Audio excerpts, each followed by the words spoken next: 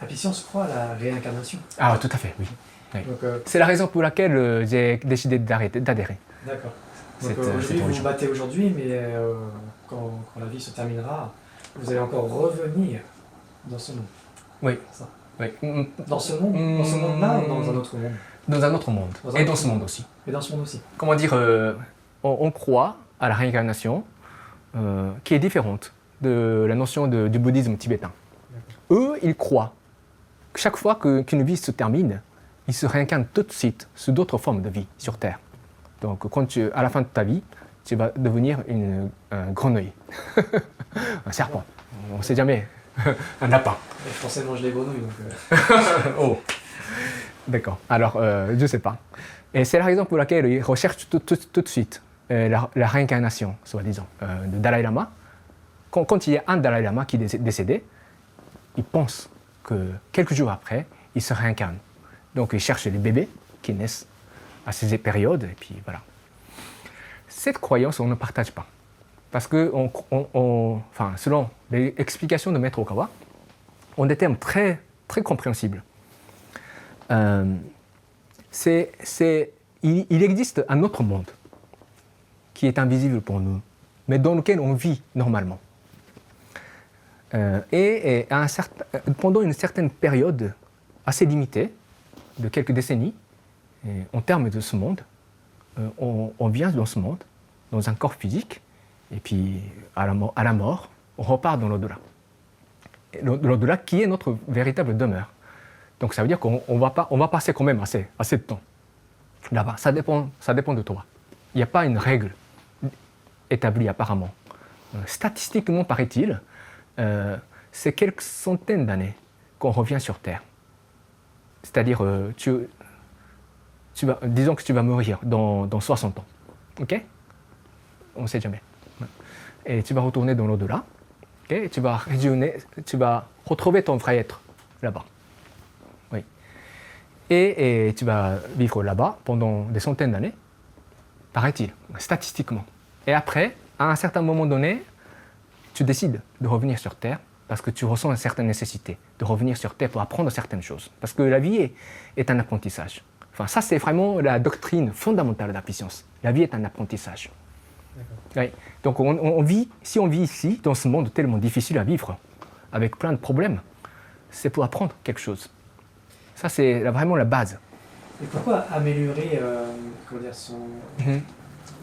son être actuel, et pourquoi ne pas améliorer le monde en lui-même? Parce que la puissance, comme beaucoup de religions, les gens souhaitent sauver leur âme. Ce qu'il ne faudrait pas, ce serait plutôt de sauver le monde. Ne faudrait-il pas plutôt sauver le monde? Ben, pourquoi pas ne pas faire les deux en même temps? Ce serait mieux, ce serait idéal. Ouais. Donc on fait les deux en même temps. Faites les deux. Ben, disons que on fait d'abord. Se sauver soi-même. Sauf qui peut. Parce que sinon, c'est comme dit. Là, on rejoint exactement à la parole de Jésus-Christ. Comment tu dis ça? Tu ne peux pas chasser les moustiques quand tu as une poutre sur tes yeux, n'est-ce pas? C'est un peu ça, non? Une poutre? Mais enfin bref, je suis désolé, je ne suis pas bien cultivé, je ne sais pas faire les citations. Mais il y a en fait cette idée. C'est-à-dire, à moins que tu arrives à t'en sortir toi-même, tu ne peux pas venir aider les autres. Donc, encore moins sauver le monde. Mais dans le sens inverse, ça marche aussi. Si le monde est mauvais, comment on pourrait se sauver soi-même aussi? Ah. Donc ça c'est une question très intéressante. Ça ne répond pas du tout à la question de savoir si Apicience c'est une secte ou pas, mais c'est intéressant. Parce que le monde, changer le mauvais monde, mais qui décide qu'un certain aspect de monde est mauvais ou pas? C'est chaque individu, mais est-ce qu'on est d'accord? Parce que toi, tu penses que certaines choses ne vont pas, au Japon par exemple. Et si je ne suis pas d'accord avec toi, on va rentrer en guerre. Si on était tous les deux des responsables politiques, on sera en guerre. Et c'est ce qui se passe. Donc, c'est quoi le monde, le bon monde? C'est le monde où les gens ne souffrent pas. Hein? Le monde où les gens ne souffrent pas. Mais est-ce qu'un tel monde peut exister? C'est ça la question. Et moi, je pense que non. Moi, j'ai la réponse. Pour moi, hein, ça ne te gagne pas. Hein. Mais moi, j'ai réfléchi à cette question et ma réponse est non. Ce type de monde ne peut pas exister. Oui. Parce que ce n'est pas ça l'objectif de ce monde.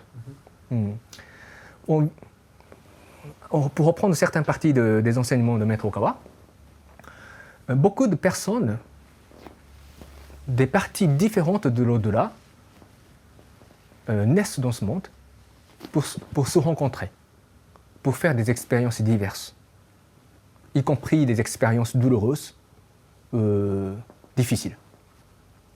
Et la plupart des cas, c'est parce qu'on n'arrive pas à s'entendre, on n'arrive pas à se comprendre. Et c'est normal parce que au niveau de notre âme, on a été déjà différentes. Et selon son explication, notre monde est un monde vibratoire, de sorte que quand tu n'as pas le même type de vibration, tu ne peux pas vivre ensemble là-bas. Et c'est la raison pour laquelle l'enfer et le ciel sont séparés. Et ils ne peuvent pas vivre dans un même endroit, parce que leur vibration est différente. Voilà. Mais dans ce monde, tout le monde se rassemble dans un même endroit. Voilà. Donc, c'est normal qu'on rencontre des gens avec qui on ne partage pas des points de vue. Et ça fait partie de notre apprentissage. Donc, à mon avis, seul ce point de vue du monde, cette perception du monde comme étant un lieu d'apprentissage, permet à accepter le monde tel quel, je crois. Le monde idéal ne peut pas exister ailleurs, où tout le monde ne souffre jamais, parce qu'on est différent, donc du coup, on souffre. Donc il faut accepter la souffrance. Il faut accepter la souffrance, mais surtout réfléchir sur le sens. Pas accepter la souffrance en tant que telle, mais qu'est-ce qu'on apprend, qu'est-ce que Dieu veut que nous apprenions au sein de cette souffrance. Voilà, c'est un peu ça. Donc, changer le monde, si on met ça en avant, sans remettre en cause l'état de conscience de chacun, ce sera une nouvelle invitation à la guerre. Parce que ça veut dire imposer une certaine vision du monde, unilatéralement, sans la discussion, sans une discussion possible. Et ça c'est souvent le cas des religions. Quand on peut facilement devenir des fanatiques dans une religion. Ça, je comprends très bien maintenant, ce mécanisme de psychologie. Oui. C'est tellement facile de ne pas voir la différence et s'engouffrer dans une seule perception de vue du monde, tu vois, et se rassembler entre les gens qui partagent exactement la même vision du monde.